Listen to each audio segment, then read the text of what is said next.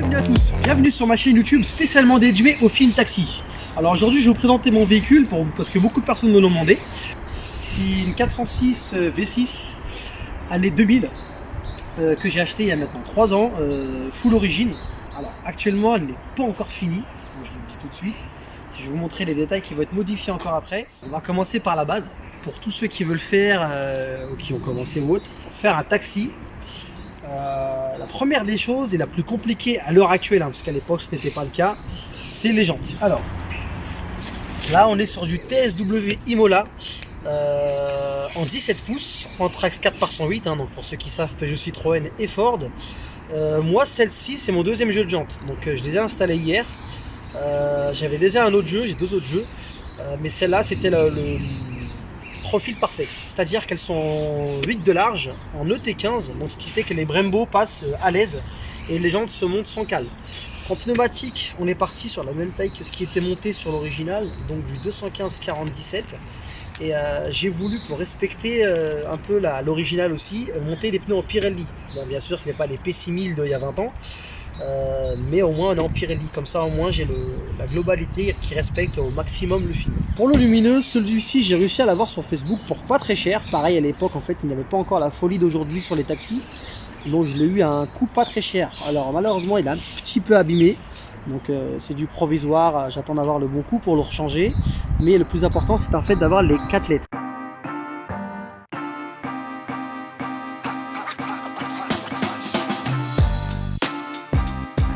Autre pièce importante pour faire une belle réplique du premier bien sûr, c'est l'échappement. Alors celle qui est au musée est équipée d'un Rémus sur mesure, c'est-à-dire que c'est pas un embout soudé ou autre, c'est un vrai Rémus sur mesure spécialement faite pour les 406 qui se trouvaient sur le marché à l'époque, donc c'est ce que j'ai sur la mienne.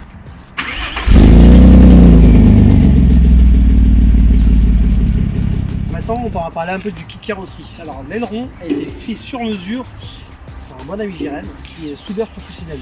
Ce qu'il faut savoir c'est que l'aileron c'est du fait maison, comme dans le film. Ils ont, je ne me rappelle plus exactement du chiffre de véhicule qu'il y a fait, mais tous n'avaient pas exactement le même aileron. Comme c'est de l'artisanal, ils en ont fait plusieurs, et vous en avez un plus bas que l'autre, plus large, il y en a vraiment plusieurs différents. Donc nous on s'est fié à celle qui était au musée, donc j'ai eu l'avantage d'avoir plusieurs photos et quelques mesures. Donc l'aileron est soudé à même le coffre, voilà, pas se mentir, il pèse un petit peu son poids, mais le résultat final on peut que adorer.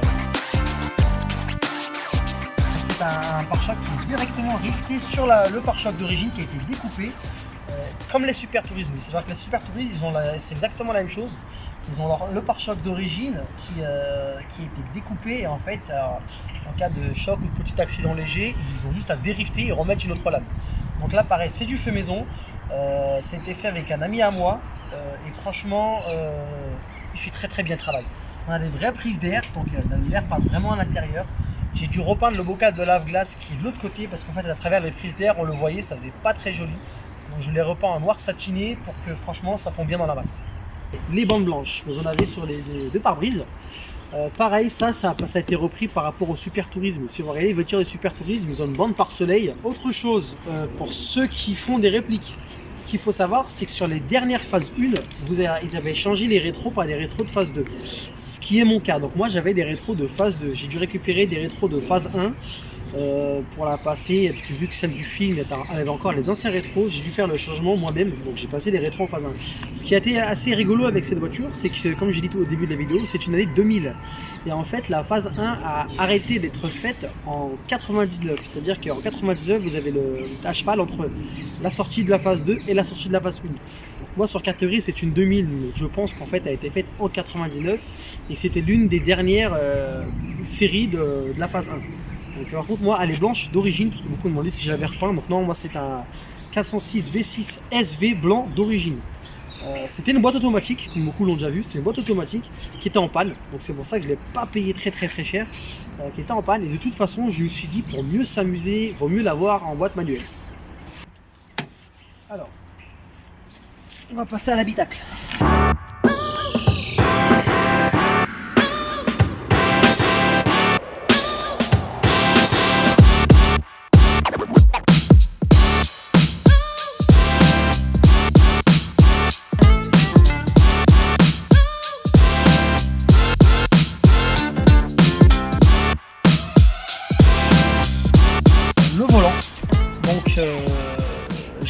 3 SWM, enfin c'est lui le troisième, avant d'avoir le bon volant.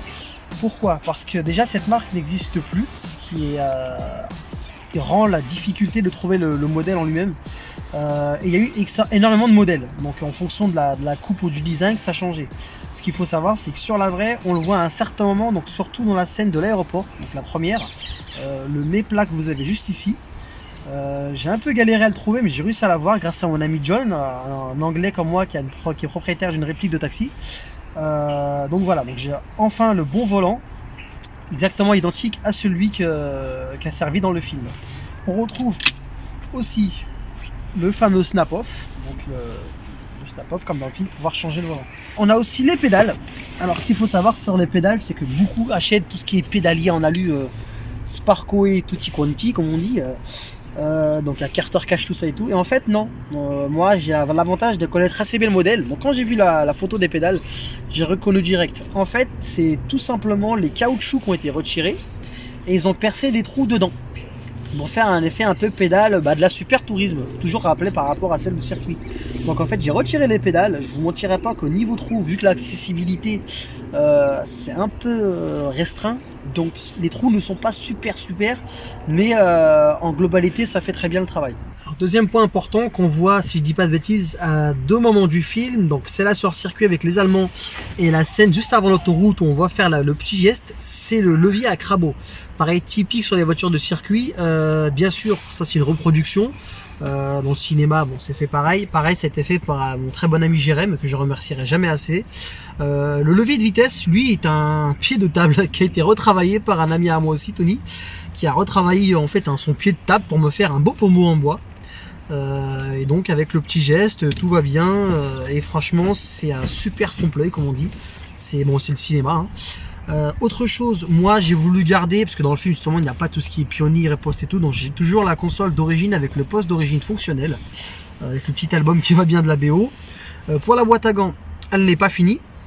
Je l'avais fini plus ou moins, mais j'étais pas satisfait, donc elle est en cours de reproduction. Donc là, comme vous voyez, j'ai encore un interrupteur à acheter, et du coup les LED que j'avais sur mon ancienne planche n'étaient pas bonnes, donc elles sont en cours d'arrivée. Pour les manos, ce sont des manos d'époque, hein. Donc j'ai réussi à retrouver quasi les mêmes. Je dis quasi les mêmes parce qu'en fait il y en a un sur deux qui n'est pas exactement le même, mais qui fait très bien le travail pour l'instant, le temps de retrouver les bons. Les boutons qui sont là sont aussi provisoires parce qu'en fait techniquement ce sont des fusibles d'avion. Pour la planche en elle-même, c'était en découpe laser, pareil de notre ami John que je vous ai parlé tout à l'heure par rapport au volant, qui a fait un travail de folie. Ensuite, pour parler encore de l'intérieur, on a le fameux cuir gris. Donc le cuir gris, on le retrouve seulement sur les 406 phase 1 et donc nous aussi dans le premier taxi. Ce qu'il faut savoir, c'est que dans les 406 d'origine, vous avez 5 cuirs. Vous avez le gris, le noir et le beige en boudin, comme on appelle, à cause de sa forme. Et vous avez en lisse, en noir et en beige seulement. Donc la partie qui est là n'est pas en boudin, elle est vraiment totalement lisse. Vous avez la même couture. Et dans le film, vous avez le gris. Alors le gris, elle se trouvait exclusivement, si je dis pas de bêtises, on me reprendra un commentaire, dans les couleurs gris, vert et bleu. Donc le taxi est blanc. Vous saurez que d'origine, techniquement, elle ne l'avait pas. Pour vous dire, celles qui ont l'intérieur gris, elles ont aussi d'office la moquette bleue. Donc moi elle est noire parce qu'il faut savoir que quand j'ai acheté la voiture, j'avais un cuir noir. Moi j'ai eu la chance de trouver celui-là en Angleterre. Donc je l'ai eu pour, franchement, faut pas vous mentir, une bouchée de pain. Si je dis pas de bêtises, je l'ai payé 100 livres. Donc ce qui arrive à peu près à 120 €. Il est en état assez propre. Donc on reconnaît que c'est un anglais parce que vous voyez la maladie sur les conducteurs, c'est le cuir qui s'abîme beaucoup à force de s'asseoir. Donc là on voit que c'est le passager qui est le petit bobo. Ce qu'il faut savoir aussi, c'est que les ceintures doivent suivre, parce que moi du coup j'avais des ceintures noires, donc j'ai récupéré des ceintures grises qui se trouvent très facilement. Donc voilà. Deuxième point, là par contre c'est vraiment un truc personnel. D'autres diront ouais c'est un peu concon, patati patata. Moi c'est vraiment l'effet cinéma. Parce qu'il faut, quand je vous apprends rien, dans le cinéma on a plusieurs voitures. On appelle les voitures comme celle de circuit qui a servi que vraiment pour les parties rapides. Là, on a ce qu'on appelle des mulets, donc la voiture qui a rien sous le capot, moteur misérable comme on dit, mais qui sert juste là pour faire beau et des scènes. Et du coup, dans plusieurs, si je dis pas de bêtises, donc je dis plusieurs, je crois 2 pour l'instant, il y a une confirmée, mais à mon avis, je crois qu'il y en a une deuxième qui a le toit ouvrant. Donc pour le film, à certains moments, le toit ouvrant sur le toit est caché, donc on ne le voit pas beaucoup en fonction de la qualité d'image, mais par exemple sur la scène où on voit Emilien mettre le gyro sur le toit, on peut voir que le toit a été couvert. Pour la partie intérieure, en fait, on la reconnaît parce que vous avez une poignée qui est juste ici. Donc en fait, si vous voyez une 406 avec une poignée côté conducteur, la voiture a d'office le toit ouvrant. Moi, j'ai voulu faire le même effet fictif que dans la vraie. C'est-à-dire du côté extérieur, je n'ai pas l'option, mais dans la partie intérieure, comme vous pouvez le voir actuellement, j'ai l'effet comme si j'avais le toit ouvrant. Pareil, une chose qui me touche assez à cœur que j'ai dans la voiture, c'est la signature de Monsieur Sami Nasseri, que j'ai eu la joie de côtoyer et de passer une belle journée avec lui, qui a eu la gentillesse de me signer mon pare-soleil. Donc comme vous pouvez voir, pour Toufik, amicalement, Sami Nasseri. Donc c'était en 2019.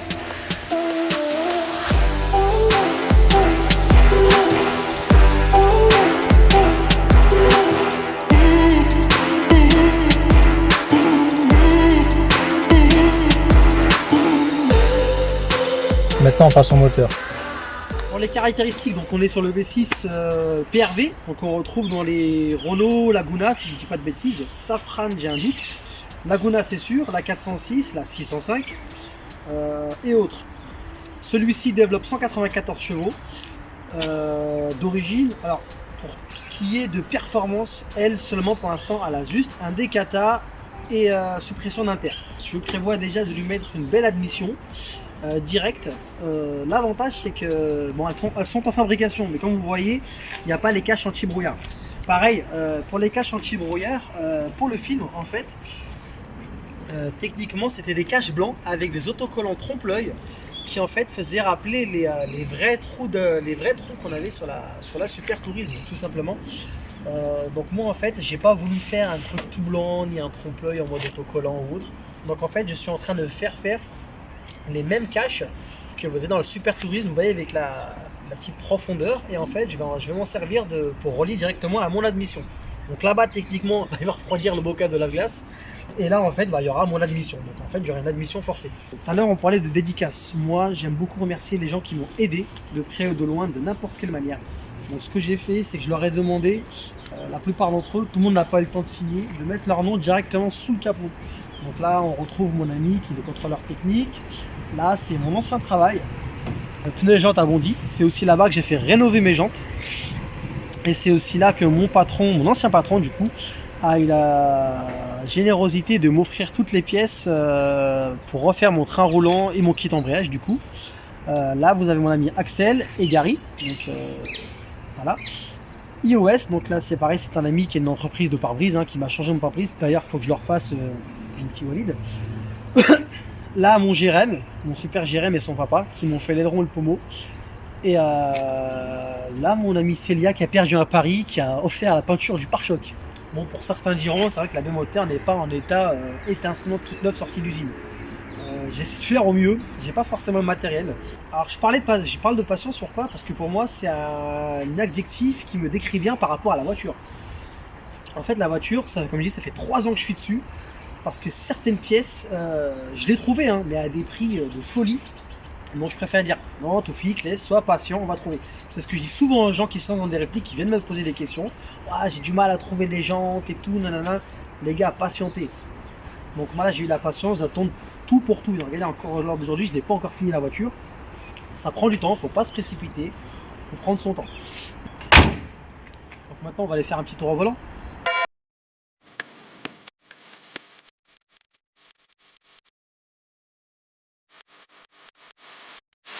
Parti.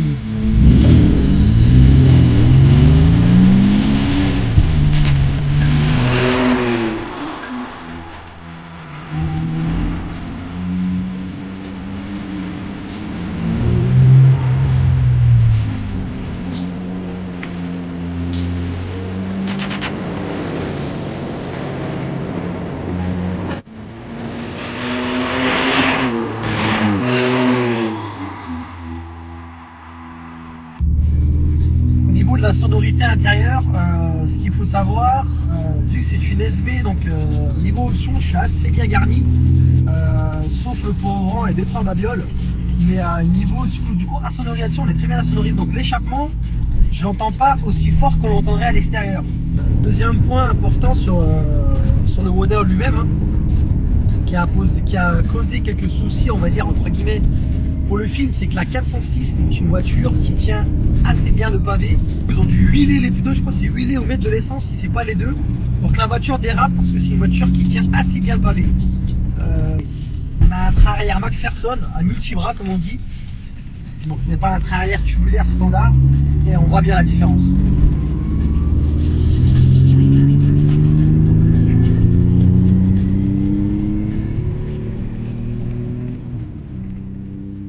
Bon les amis, j'espère que cette vidéo vous a plu. On se retrouve très prochainement avec d'autres vidéos qui tournent exclusivement autour du code 6. A bientôt.